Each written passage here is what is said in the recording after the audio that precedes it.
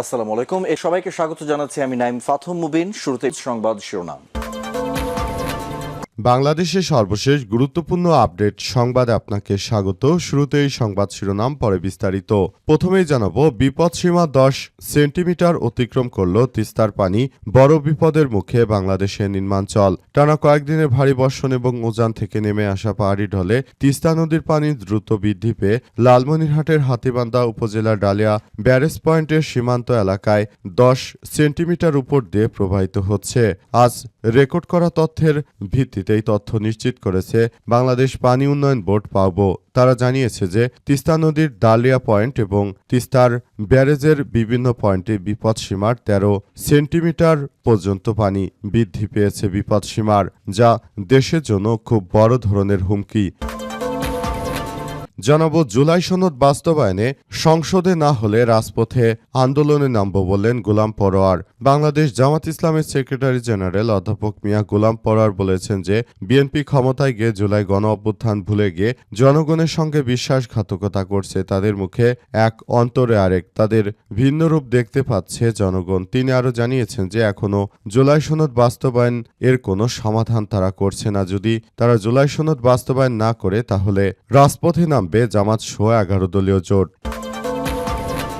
এদিকে শেখ হাসিনা দেশে ফিরলেই জেলে যেতে হবে বললেন পররাষ্ট্র প্রতিমন্ত্রী শামা ওবায়দ। ক্ষমতাচ্যুত সাবেক প্রধানমন্ত্রী শেখ হাসিনা তিনি বাংলাদেশে ফেরত আসার কথা বলেছেন। তবে তিনি ফেরত আসলে তাকে জেলে যেতে হবে এবং ফাঁসির রশিতে ঝুলতে হবে বলে জানানো হয়েছে। পররাষ্ট্র মন্ত্রণালয়ে সব কথা জানিয়েছেন পররাষ্ট্র প্রতিমন্ত্রী।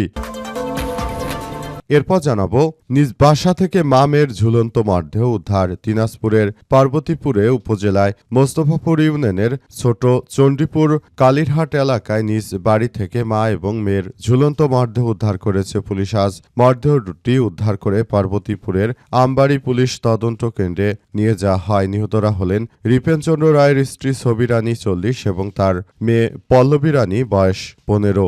স্থানীয় এবং পুলিশ সূত্র থেকে জানা গেছে যে রিপেনচন্দ্র রায়ের কাছ থেকে খবর পেয়ে ঘটনাস্থলে যান স্থানীয় ইউপি সদস্য মোহাম্মদ ইয়াকিন আলী। তিনি সেখানে গিয়ে ঘটনার বিস্তারিত দেখতে পান এবং পুলিশকে খবর দিলে পুলিশ এসে লাশ উদ্ধার করেছে। এবং সর্বশেষ জানাবো, জাতীয় পার্টির নেতার বাসায় নাহিদ এবং হাসনাতের ডিনার রাতযাপন। জাতীয় নাগরিক পার্টি এনসিপির নেতৃত্ববৃন্দরা তারা আসলে বর্তমানে চট্টগ্রামে অবস্থান করছেন। তারা চট্টগ্রামে অবস্থান করে তারপর ত্রাণ বিতরণ করছেন। অবস্থায় তারা চট্টগ্রামে জাতীয় পার্টির এক নেতার বাসায় আশ্রয় নিয়েছেন। সেখানে তারা রাতযাপন করছেন এবং রাতের খাবার খেয়ে তারা সেখানেই থাকার সিদ্ধান্ত গ্রহণ করেছেন বলে নিশ্চিত করা হয়েছে। এই ঘটনায় অনেকেই বলাবলি করছে যে জাতীয় পার্টিকে তারা নিষিদ্ধ করার জন্য ডাক দিয়েছিল, অথচ তারাই সেই জাতীয় পার্টির নেতার বাসায় মজমাস্তি করে খাওয়া দাওয়া করে তারপর তারা সেখানে রয়েছে। তারা কিভাবে তারা জাতীয় পার্টির অপসারণ চেয়েছিল সেটি দুমুখী সাপের মতো আচরণ করছে নাহিদ এবং হাসনাতরা। তারা যদি জাতীয় পার্টিকে ব্যানি করবে তাহলে কেন এখন চট্টগ্রামে বিপদের দিনে তারা জাতীয় পার্টির ওই নেতার বাসায় খাওয়া দাওয়া করলো এবং সেখানে থাকলো, সেটি জনগণের সামনে আসলে প্রকাশ করা উচিত বলে মনে করা হচ্ছে। প্রিয় দর্শক, এতক্ষণ শুনছিলেন সংবাদ শিরোনাম, এবারে বিস্তারিত। তবে তার আগে বন্ধুরা অনুরোধ থাকবে এই সংবাদটিতে একটি লাইক দিন। এই চ্যানেলে আপনি নতুন হয়ে থাকলে আমাদের সংবাদটি দেখতে দেখতে চ্যানেলটি সাবস্ক্রাইব করে রাখুন। কমেন্ট করে বন্ধুরা আপনার মূল্যবান মতামত জানিয়ে দিন আপনি বিশ্বের কোন দেশ থেকে বা বাংলাদেশের কোন স্থান থেকে আমাদের সংবাদটি দেখছেন এবং শুনছেন। আর বন্ধুরা, সংবাদটি আপনার সোশ্যাল মিডিয়া ফেসবুকে শেয়ার করে বন্ধুদেরও দেখার সুযোগ করে দিন। গাজা যুদ্ধে আপনি যদি নিরীহ ফিলিস্তিনিদের ভালোবেসে থাকেন বন্ধুরা, কমেন্টে ইয়েস লিখে পুরো বিশ্বকে আমাদের এই তাজা আপডেটটি দেখার সুযোগ করে দিন। এবারে বিস্তারিত। নিজ বাসা থেকে মা মেয়ের ঝুলন্ত মরদেহ উদ্ধার। দিনাজপুরে পার্বতীপুর উপজেলার মোস্তফাপুর ইউনিয়নের ছোট চণ্ডীপুর কালীরহাট এলাকায় নিজ বাড়ি থেকে মা এবং মেয়ের ঝুলন্ত মরদেহ উদ্ধার করেছে পুলিশ। আজ বিকেলে মরদেহ দুটি উদ্ধার করে পার্বতীপুর আমবাড়ি পুলিশ তদন্ত কেন্দ্রে নিয়ে আসা হয়। নিহতরা হলেন রিপেনচন্দ্র রায়ের স্ত্রী ছবি রানী 40 এবং তার মেয়ে পল্লবী রানী বয়স 15। স্থানীয় পুলিশ সূত্র থেকে জানা গেছে যে রিপেনচন্দ্র রায়ের কাছ থেকে খবর পেয়ে ঘটনাস্থলে যান ইউপির সদস্য মোহাম্মদ ইয়াকিন আলী। তিনি সেখানে গিয়ে ঘরের সিলিংয়ে ফ্যানের সঙ্গে ঝুলন্ত অবস্থায় মা ও মেয়ের মরদেহ দেখতে পান। পরে খবর পেয়ে পুলিশ ঘটনাস্থলে পৌঁছে মরদেহ উদ্ধার করেছে। স্থানীয়দের দাবি 10 থেকে 12 দিন আগে পল্লবী পরিবারের অমতে পার্বতীপুরী ফুলবাড়ী উপজেলায় বিয়ে করেন। এরপর থেকেই পরিবারে অশান্তি চলছিল।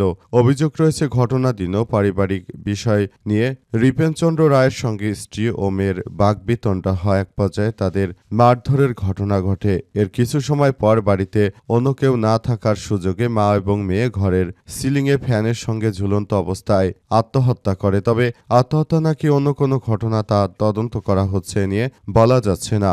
আমবাড়ি পুলিশ তদন্ত কেন্দ্রের ইনচার্জ অফিসার্স মোহাম্মদ কামাল হোসেন ঘটনায় সিলিং ফ্যান থেকে মা ও মেয়ের ঝুলন্ত মরদেহ উদ্ধারের বিষয়টি নিশ্চিত করেছেন। মরদেহ ময়নাতদন্তের জন্য পাঠানো হয়েছে। প্রতিবেদনে আরও বলা হয়েছে, মৃত্যুর সঠিক কারণ এখনও জানা যায়নি। এই ঘটনায় আইনগত প্রক্রিয়া চলমান রয়েছে বলে নিশ্চিত করা হয়েছে।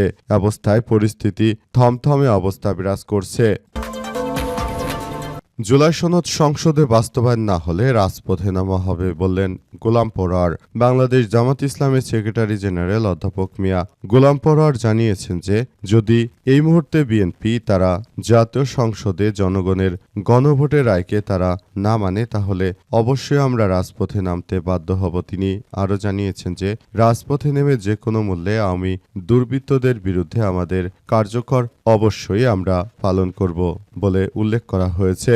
আসলে এই ঘটনায় পুরোপুরি ব্যবস্থা আসলে এমন পর্যায়ে পৌঁছে গেছে যে সেখানে নতুন করে আবার একটি ভয়াবহ বিপর্যয়কর পরিস্থিতির সৃষ্টি হচ্ছে দেশে এই মুহূর্তে আওয়ামী দুর্বৃত্ত যারা রয়েছে তারা যদি বিএনপির সঙ্গে মিলেমিশে তারা জুলাই সনদকে বাস্তবায়ন না করে সেক্ষেত্রে আসলে এই মুহূর্তে রাজপথে নামা ছাড়া আর জামাতের কোনো বিকল্প থাকবে না বলে জানিয়েছেন অধ্যাপক মিয়া গোলাম পরোয়ার। তিনি আরও জানিয়েছেন যে তাই সবাইকে বলতে চাই এই মুহূর্তে রাস্তায় নেমে তারপর পুরো কার্যক্রম চালিয়ে যেতে হবে। সবকিছু আমরা ধ্বংসস্তূপে পরিণত করব। যদি বিএনপি জনগণের গণভোটের রায়কে তারা না মানে তাহলে এর জন্য তাদেরকে বাংলাদেশের জনগণের কাছে শাস্তি পেতে হবে বলে এমন কথা জানিয়েছেন অধ্যাপক মিয়া গোলাম পরোয়ার। তিনি সবাইকে প্রস্তুতি নেওয়ার জন্য আহ্বান জানিয়েছেন। তিনি বলেন যে রাজপথে থেকে আমরা যেমন ফ্যাসিস্টের সময় আমরা সবকিছু আদায় করেছি, বর্তমানে সেটাই করতে বাধ্য করা হবে। বিপদসীমার উপরের 10 সেন্টিমিটার অতিক্রম করল তিস্তার পানি। বড় বিপদের মুখে বাংলাদেশের নিম্নাঞ্চল। টানা কয়েকদিনে ভারী বৃষ্টিপাত উজান থেকে নেমে আসা পাহাড়ি ঢলে তিস্তা নদীর পানি দ্রুত বৃদ্ধি পেয়ে লালমনিরহাটের হাতীবান্ধা উপজেলার ডালিয়া পয়েন্টে তিস্তার পানি 10 সেন্টিমিটার উপর দিয়ে প্রবাহিত হচ্ছে। আজ সন্ধ্যা 7টায় রেকর্ড করা তথ্য নিশ্চিত করেছে বাংলাদেশ পানি উন্নয়ন বোর্ড। পানি বৃদ্ধি পায় তিস্তা তীরবর্তী নিম্নাঞ্চলে আবারও বন্যার আশঙ্কা করা হচ্ছে। পানি উন্নয়ন বোর্ডের পক্ষ থেকে বিষয়টি নিশ্চিত করা হয়েছে। পাবো সূত্র থেকে জানা গেছে যে আজ দুপুর 3টায় ডালিয়া পয়েন্টের তিস্তার পানি বিপদসীমার 5 সেন্টিমিটার নিচ দিয়ে প্রবাহিত হচ্ছিল। তবে বিকাল 6টার পর থেকে পানি দ্রুত বাড়তে শুরু করে সন্ধ্যা 7টার পর পানির উচ্চতা দাঁড়ায় 52.25 মিটারে, যা বিপদসীমার 52.1 মিটারের তুলনায় 10 সেন্টিমিটার বেশি। পানির চাপ নিয়ন্ত্রণে রাখতে তিস্তা ব্যারেজে সব জলকপাট বা 44টি জলকপাট খুলে দেওয়া হয়েছে। তিস্তার পানি বৃদ্ধি পাওয়ায় ডিমলা, জলঢাকা এবং তিস্তা তীরবর্তী অঞ্চলের নিম্নভূমিতে নতুন করে পানি প্রবেশ করতে শুরু করেছে। তে কৃষিজমি, সবজি ক্ষেত, মাছের ঘের ও নিম্নাঞ্চলের বসতবাড়ি হুমকির মুখে পড়েছে। নদী তীরবর্তী মানুষের মধ্যে আবারও বন্যার আতঙ্ক ছড়িয়ে পড়েছে। অবস্থায় তিস্তা অববাহিকায় নতুন করে এক ভয়াবহ বিপর্যয়ের পরিস্থিতি সৃষ্টি হয়েছে। শেখ হাসিনা দেশে ফিরলেই তাকে জেলে যেতে হবে বলে জানিয়েছেন পররাষ্ট্র প্রতিমন্ত্রী শামা ওবায়দ ইসলাম। আজ পররাষ্ট্র মন্ত্রণালয়ে এক ব্রিফিংয়ে সাংবাদিকদের এসব কথা জানান। সাম্প্রতিক সময়ে ভারতে পলাতক বাংলাদেশের সাবেক প্রধানমন্ত্রী শেখ হাসিনা তিনি বাংলাদেশে ফেরত আসবেন এবং তিনি নেতাকর্মীদেরকে নিয়ে নাকি আত্মসমর্পণ করবেন, এমন কথাই শেখ হাসিনা রয়টার্সের কাছে জানিয়েছিলেন। তখন থেকেই আওয়ামী লীগের নেতাকর্মীরা তারা মনে করছে যে শেখ হাসিনা খুব দ্রুতই দেশে ফিরবে। তবে তার দেশে ফেরার বিষয়ে আন্তর্জাতিক অপরাধ ট্রাইব্যুনালের চিফ প্রসিকিউটর তাজুল ইসলাম জানিয়েছেন যে শেখ হাসিনা আর বাংলাদেশে ফিরবে না। এটি তার রাজনৈতিক স্ট্যান্ডবাজি অর্থাৎ রাজনৈতিক প্রতারণা। কারণ এই প্রতারণা করেই শেখ হাসিনা এতদিন তিনি রাষ্ট্রকাঠামো পরিচালনার অনেক চেষ্টা চালিয়েছেন, কিন্তু আর নয়, আর সেই সময় শেষ হয়ে গেছে। তিনি আরও জানিয়েছেন যে শেখ হাসিনা যে স্থান থেকে শেখ হাসিনা আবারও দেশে আসার কথা বলছে, প্রকৃতপক্ষে শেখ হাসিনার কখনোই দেশে ফেরত আসবে না। কিন্তু পররাষ্ট্র প্রতিমন্ত্রী শামাওয়াত ইসলাম জানিয়েছেন যে শেখ হাসিনা এই মুহূর্তে যদি তিনি দেশে আসেন তাহলে তাকে অবশ্যই জেলে যেতে হবে এবং তিনি যেহেতু দণ্ডপ্রাপ্ত আসামি, সুতরাং তাকে অবশ্যই শাস্তির আওতায় আনা হবে। আসলে শেখ হাসিনা যদি দেশে ফেরত আসে তাহলে অবশ্যই তাকে জেলে যেতে হবে এবং আদালতের শাস্তি অনুযায়ী ফাঁসির রশিতে শেখ হাসিনাকে ঝুলতে হবে বলে জানানো হয়েছে। কারণ শেখ হাসিনা যে প্রায় ১৬০০ মানুষ হত্যাকাণ্ডের পুরোপুরি নির্দেশদাতা হিসেবে অবশ্যই তাকে জেলের ভাত খেতে হবে বলে জানানো হয়েছে।